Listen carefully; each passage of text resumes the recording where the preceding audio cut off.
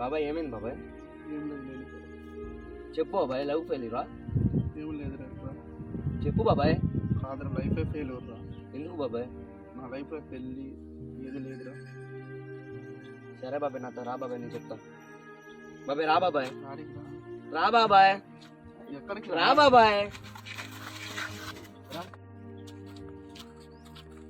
బాబాయ్ ఫోటో చూడు, వీళ్ళిద్దరికి ఏమైనా సెట్ అయిందా? కానీ పెళ్లి జరుగుతుంది. అబ్బాయి వయసు 30 సంవత్సరాలు, అమ్మాయి వయసు 21 సంవత్సరాలు, కానీ పెళ్లి జరుగుతుంది. అబ్బాయి సెటిల్ కాబట్టి లవ్, లైఫ్, వైఫ్ అన్ని అమ్మాయి దగ్గర దొరుకుతున్నాయి. కాబట్టి ఫస్ట్ నువ్వు సెటిల్ అవు, అన్నీ సెటిల్ అవుతాయి.